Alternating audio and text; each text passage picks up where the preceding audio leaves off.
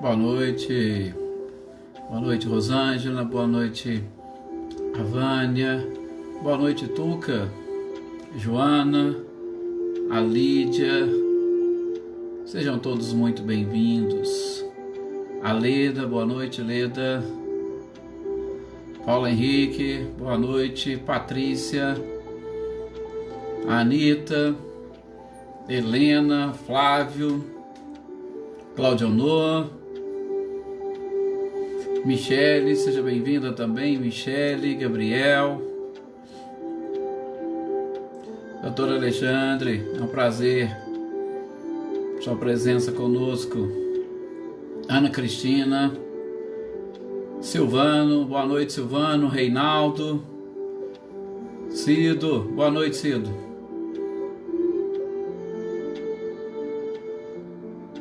Gislaine, seja bem-vinda, Gislaine. Boa noite também, Clarindo. Luiz Otávio, seja bem-vindo também mais uma vez à nossa reunião. Aliás, vocês todos fazem parte da família. Então, como sempre, serão bem-vindos.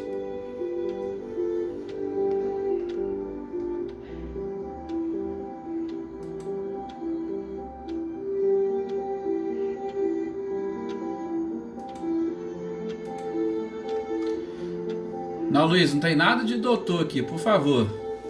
É porque às vezes a gente vem direto do trabalho e a gente acaba tendo que manter a vestimenta, mas não tem nada de doutor, não. Maria das Graças, seja bem-vinda também.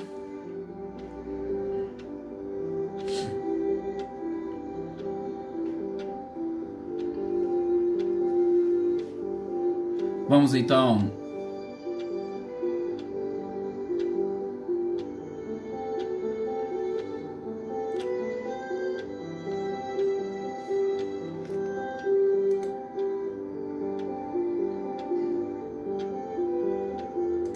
Vocês estão conseguindo aí ter acesso direitinho ao som e a imagem?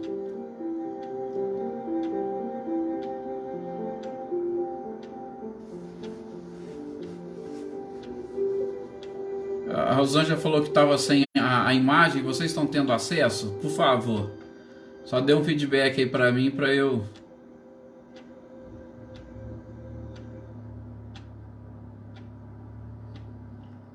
Ah, beleza. Rosângela, deu certo aí pra você ou... Porque parece que os outros tá tudo certinho. Boa noite também a Edi, eu sou Milton. Não, que bom. Então espero que a Rosângela também consiga resolver lá. Ricardinho, boa noite, Ricardinho, você e a Lúcia. Gente, então vamos fazer a nossa oração para nós iniciarmos as reflexões desta noite. Mais uma vez, convidando a todos vocês para elevar o pensamento a Deus, a Jesus e aos nossos amigos da espiritualidade. Inclusive, gostaria aqui de colocar em pensamento, mas eu tenho certeza que a espiritualidade levará até ele as nossas vibrações, um companheiro de uma nossa irmã que faz parte deste nosso grupo, que não está bem de saúde, que ele possa receber essas energias e vibrações que todo este grupo sempre doa para que a espiritualidade faça todo o trabalho necessário. Esse é o objetivo destas reuniões em família, das reuniões em todas as casas, e não é diferente da nossa reunião. Que nesses momentos de paz e de tranquilidade, a despeito da concentração e da busca pelo conhecimento através do aprendizado, nós também não deixamos de doar as nossas energias para todos os nossos irmãos necessitados. E com certeza, a espiritualidade faz todo o trabalho. Que tenhamos uma reunião de muita paz, de muita tranquilidade e de bastante reflexão e aprendizado. Que assim seja.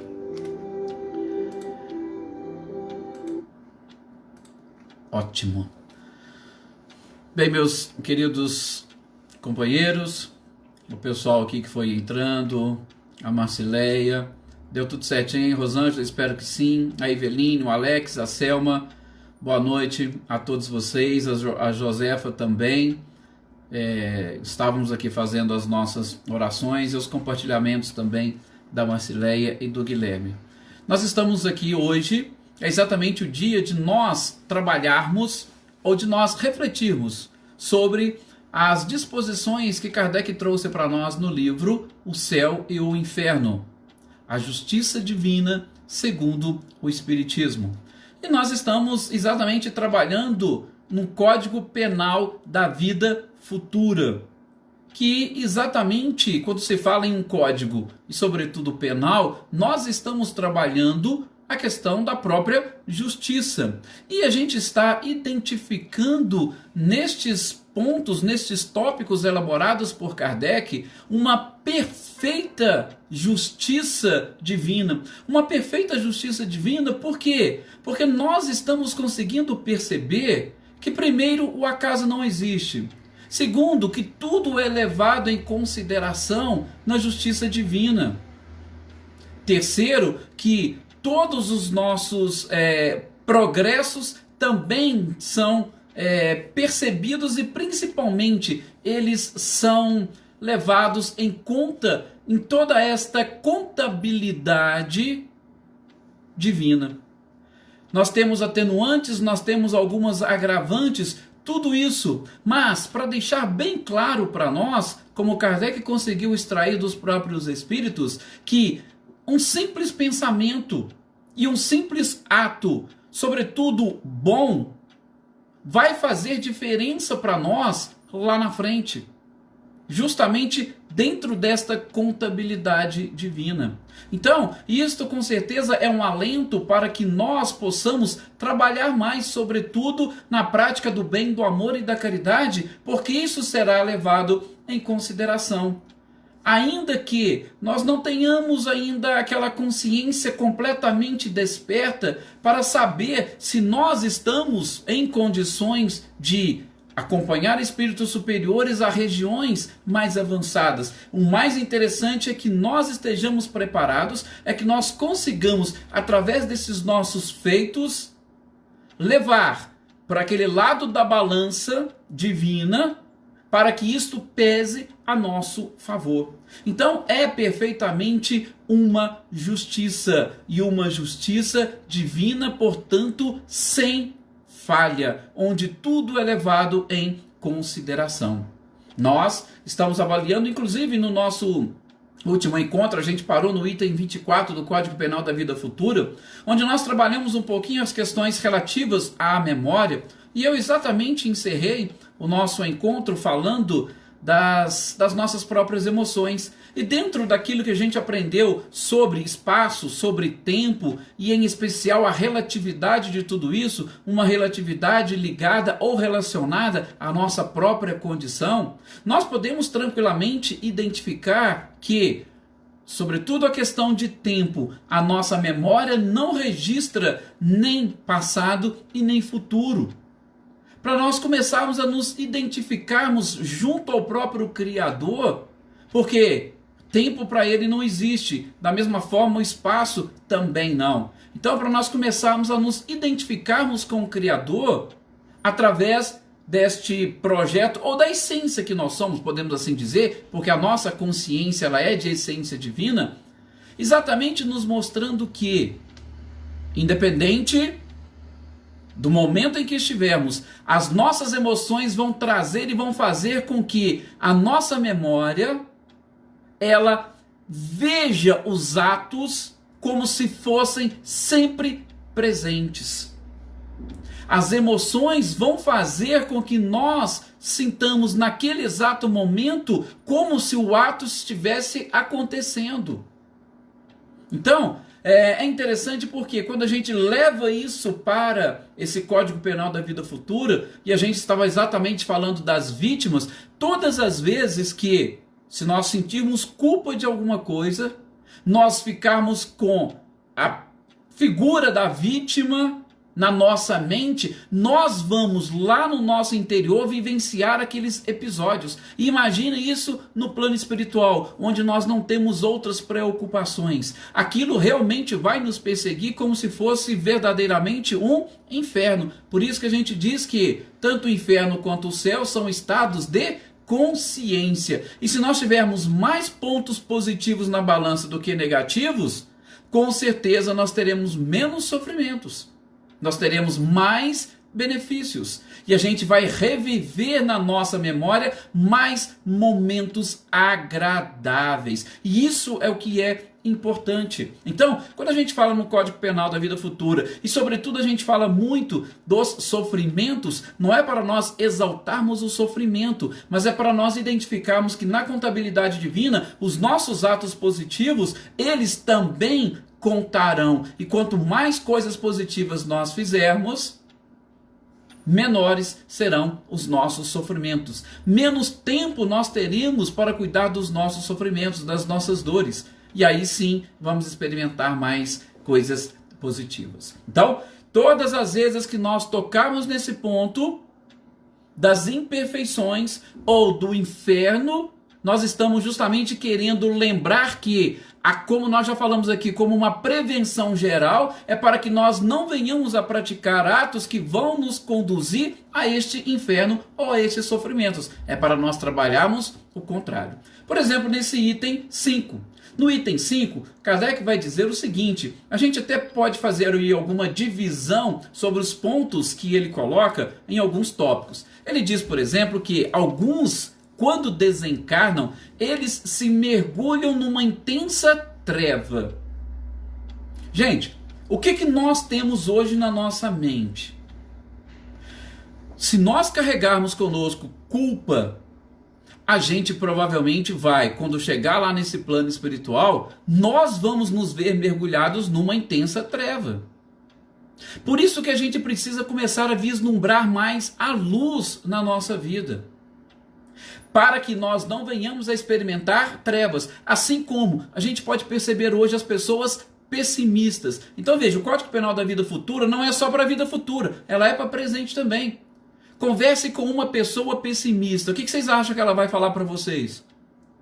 Que tudo está errado, que nada dá certo, que tudo é um prejuízo. Então veja, ela vai carregar dentro de si esse pessimismo como se ela estivesse vivendo numa verdadeira treva. Então a gente precisa preparar agora para não vivenciar isso depois. Outra coisa, Kardec coloca aqui nesse mesmo tópico 25. Então a gente foi separando só para a gente fazer uma análise. Ele diz que outros vão se sentir totalmente isolados no espaço. Aí eu pergunto, como que você se sente hoje? Como você se vê hoje?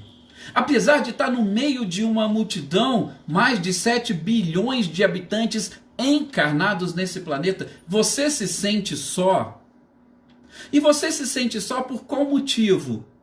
Tem tanta gente, tantas pessoas precisando de ajuda, precisando de um carinho, de uma palavra amiga, precisando de uma oração. Por que você se sente só? O que te leva a se sentir totalmente isolado no meio de tantas pessoas? Então, de acordo com o que você estiver vivendo agora, você vai experimentar isso depois. Então, precisamos treinar o agora para preparar o amanhã. Depois, num terceiro tópico, Kardec vai dizer o seguinte, tá? Esses tópicos, essa divisão, fomos nós quem fizemos, tá? Não é que Kardec divide assim, não. Ele vai dizer que alguns vão se sentir atormentados pela própria ignorância, sem justamente saber o que está acontecendo. Olha para vocês verem que interessante. A gente pode perceber isso no mundo de hoje, não pode? Tem tantas pessoas que estão alheias a tudo aquilo que está acontecendo. E a ignorância vai justamente fazer isso. E do jeito que elas estiverem vivendo aqui, elas vão continuar vivendo lá. E imaginem no plano espiritual. Que nós poderíamos dizer que a nível de espaço, ainda que relativo, é bem maior. Por quê? Porque vamos contar dimensões diferentes. E às vezes vamos estar no mesmo lugar, junto ali com algumas pessoas, mas nos sentindo totalmente só, isolados. E é claro, e a nossa ignorância fazendo com que a gente não saiba o que está acontecendo. Então, precisamos aprender e começar a sair desta própria ignorância.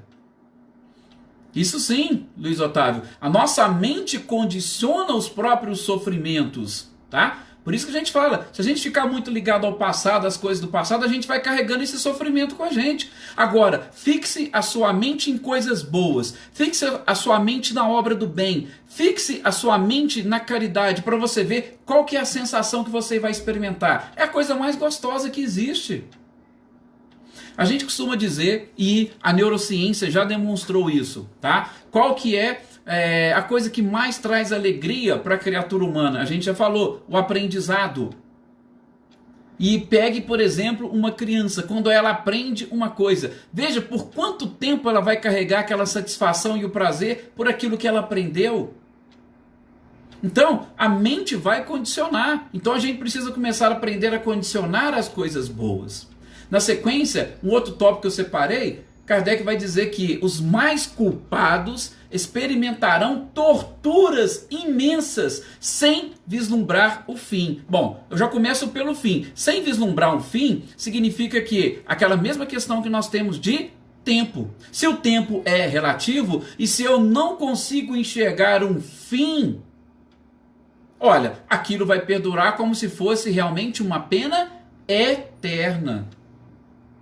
Então, se eu for culpado, essas culpas com certeza vão me torturar. E eu tenho certeza para vocês que se hoje nós nos sentimos culpados, nós já estamos sendo torturados agora, é no hoje. Não precisamos esperar o amanhã.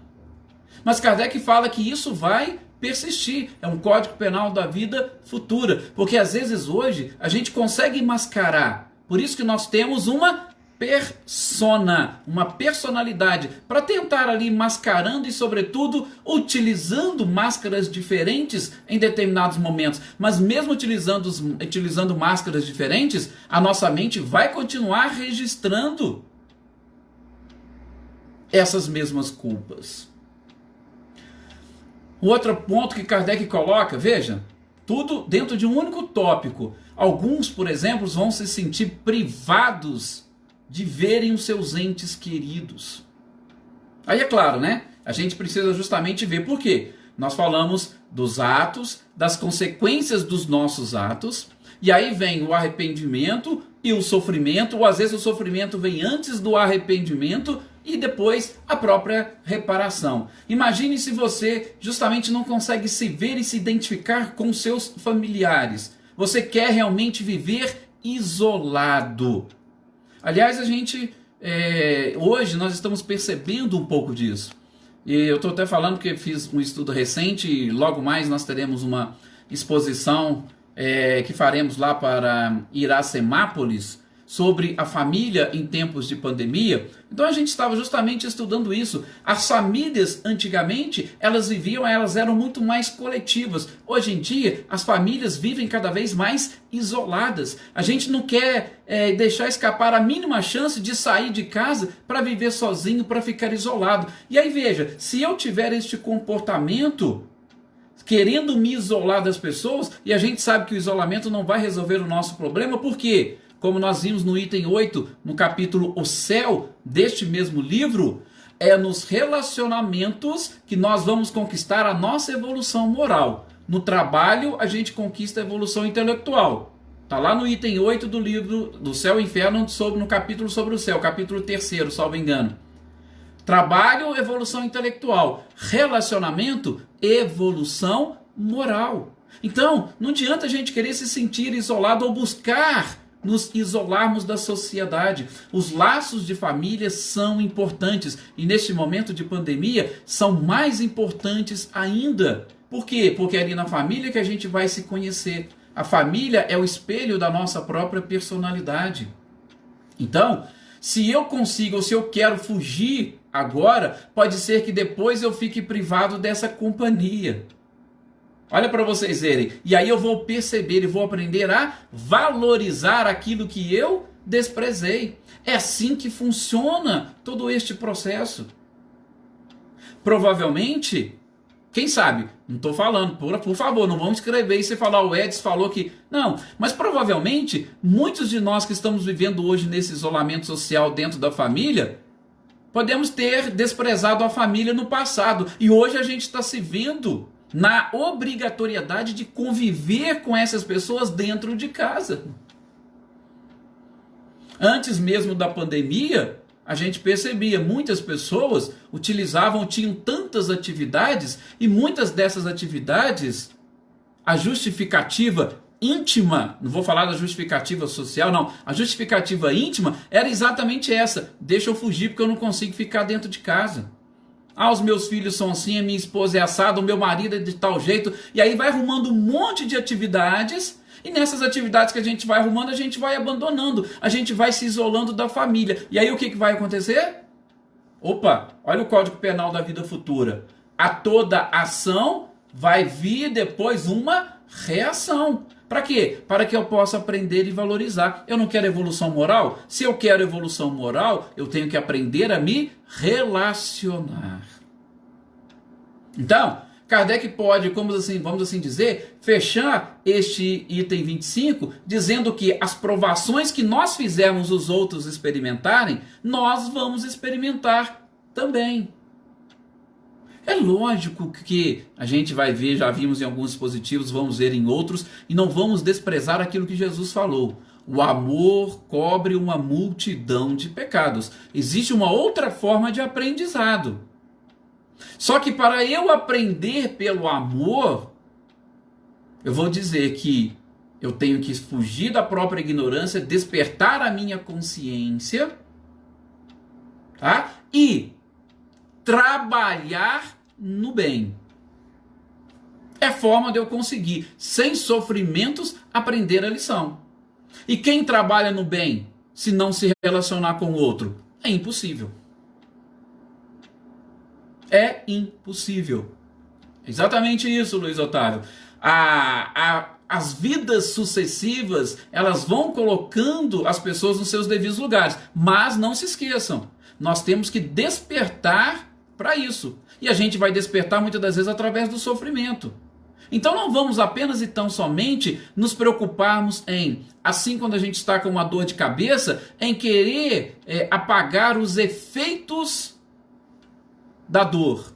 Ou vou tomar um analgésico e eu já resolvo meu problema da dor. Mas se você não for lá na causa e eliminar a causa do problema, você simplesmente vai protelar e vai ter que, mais cedo ou mais tarde, resolver esses problemas.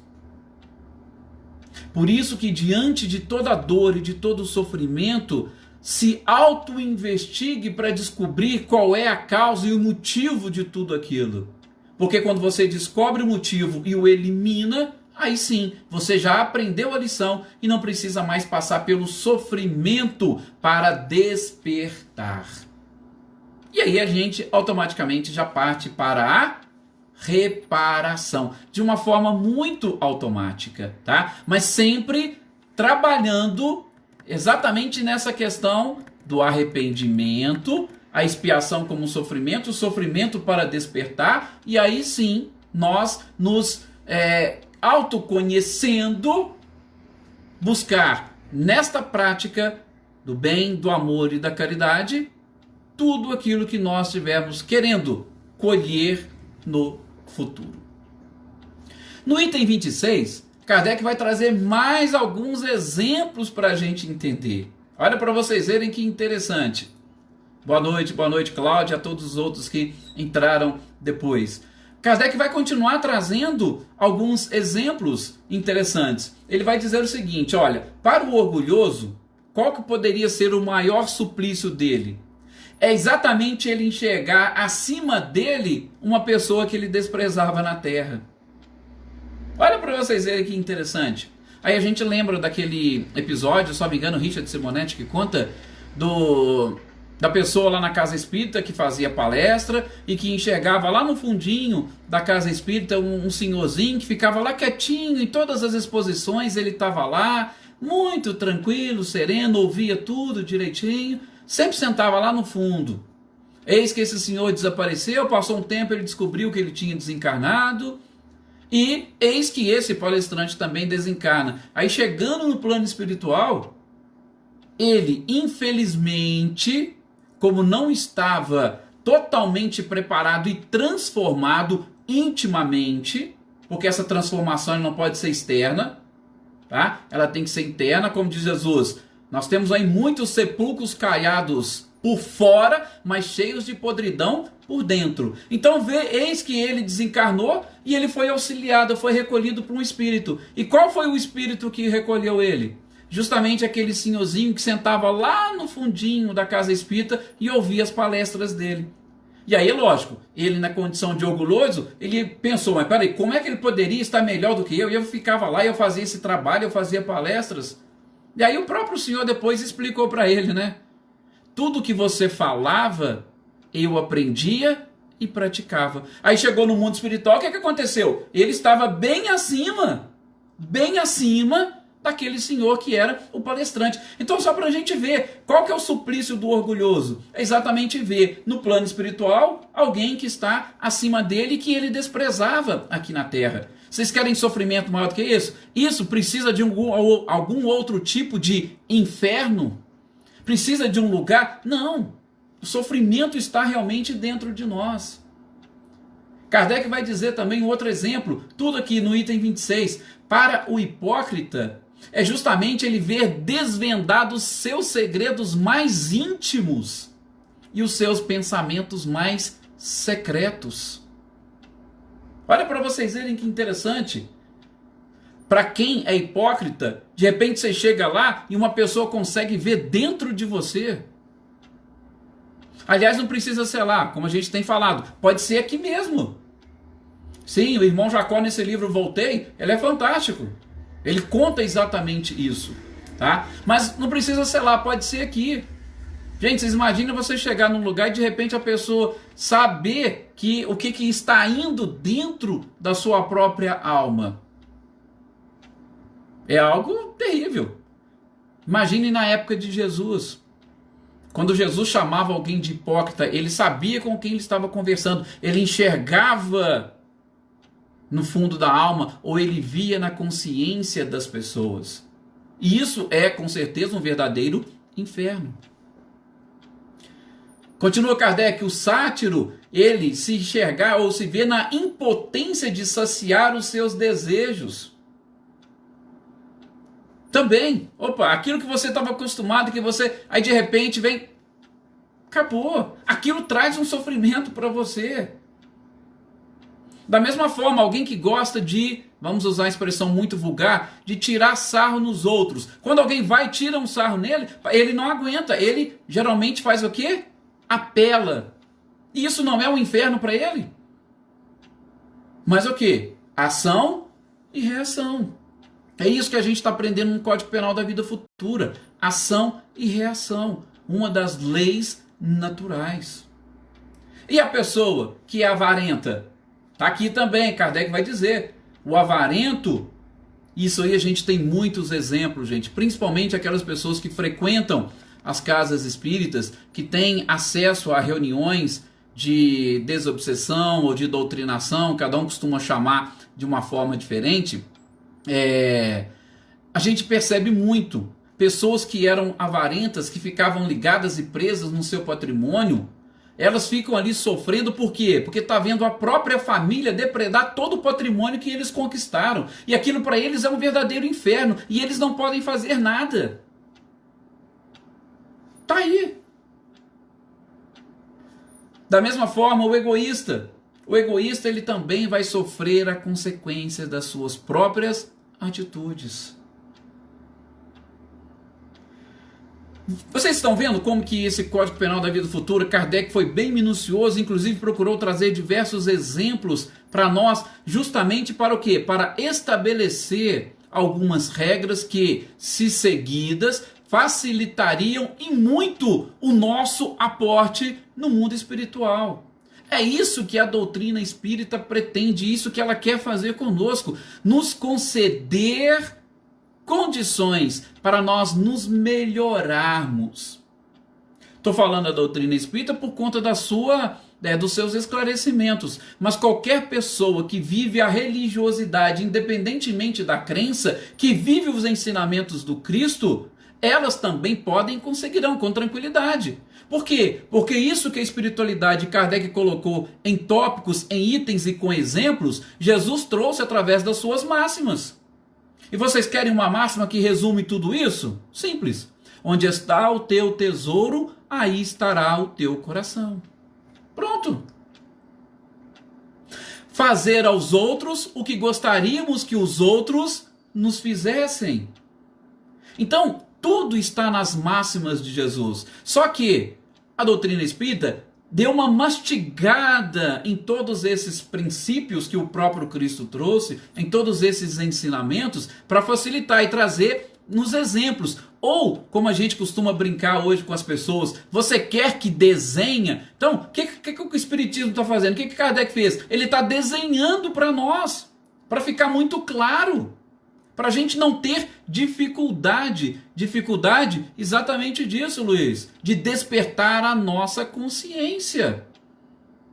Está hoje muito desenhadinho, e esse Código Penal da Vida Futura mais do que nunca. Está vendo por que realmente muitas pessoas vão dizer que o livro Céu e Inferno, ele representou uma revolução no pensamento religioso do planeta? Não foi só o livro Céu e Inferno, foi a doutrina espírita como um todo. Mas esse livro Céu e Inferno, ele representa uma revolução porque muitas religiões vivem exatamente em função do céu e do inferno.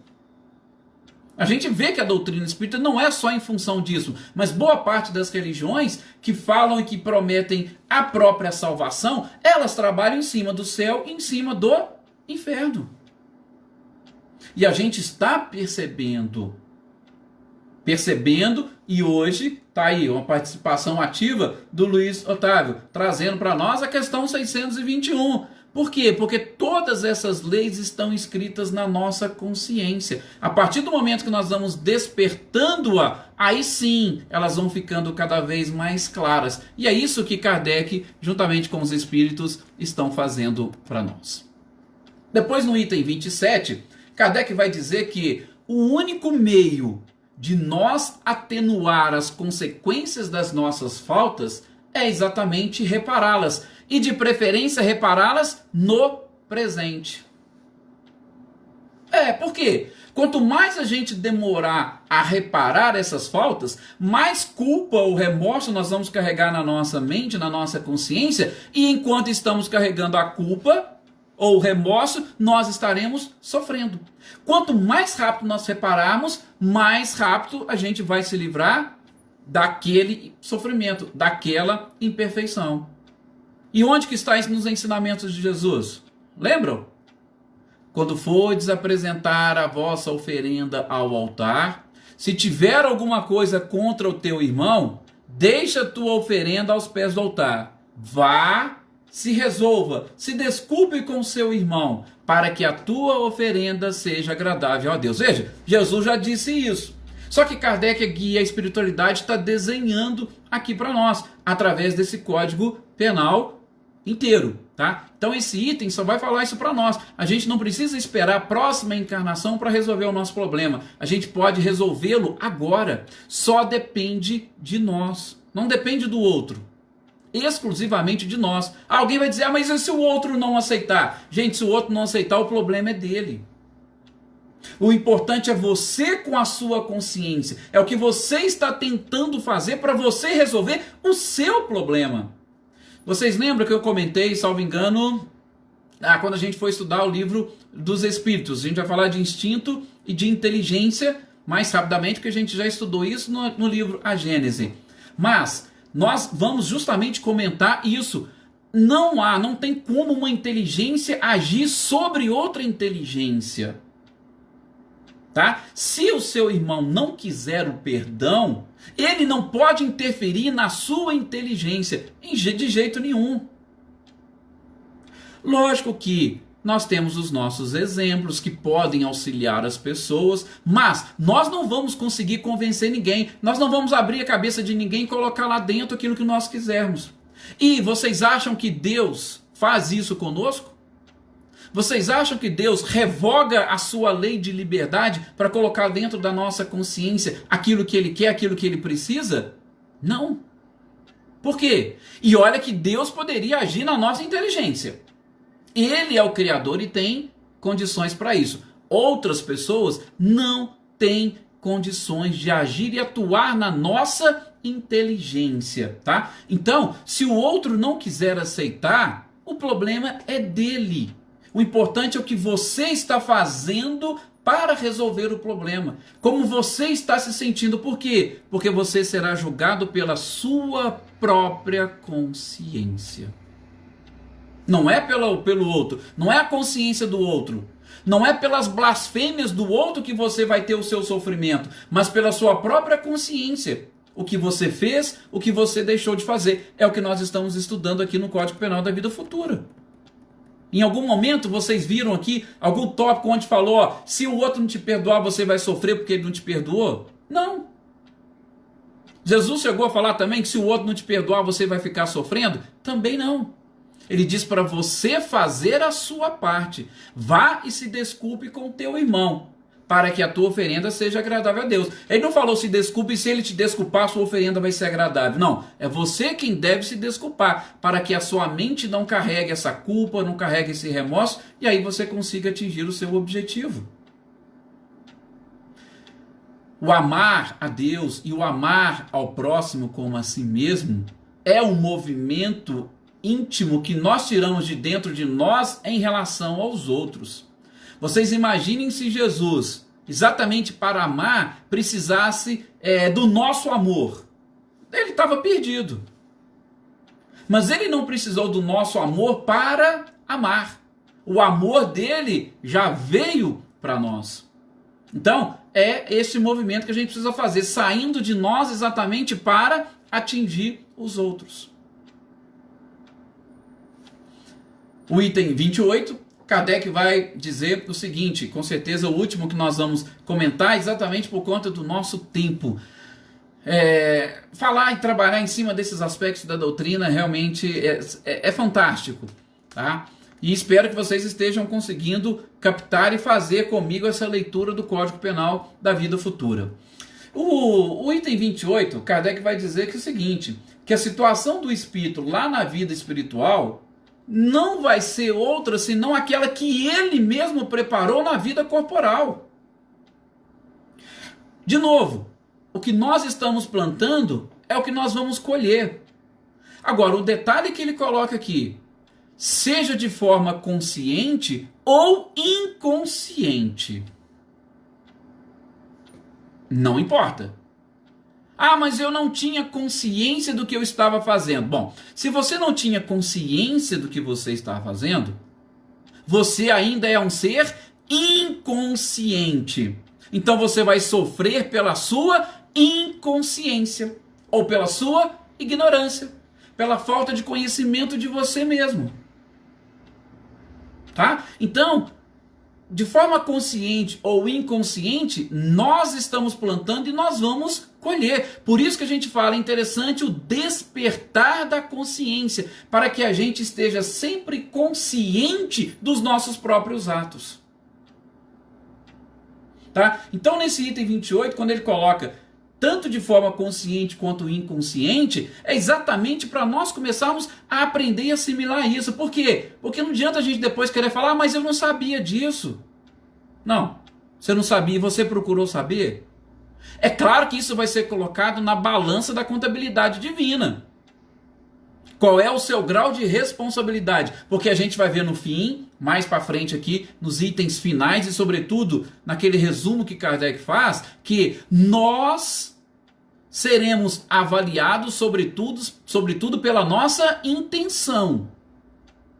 Claro, a intenção vai comandar, mas a sua intenção era fazer o bem? Era. Ah, mas você não conseguiu fazer da melhor forma? Então, olha para você ver, a gente já começa a sofrer. Poxa, eu queria fazer o bem, mas eu não consegui. É lógico que o sofrimento vai ser menor do que aquele que já fala, não, eu sabia que isso era o mal e eu fui lá fazendo de propósito. Então o sofrimento vai ter, lógico, só que vai ser um sofrimento menor.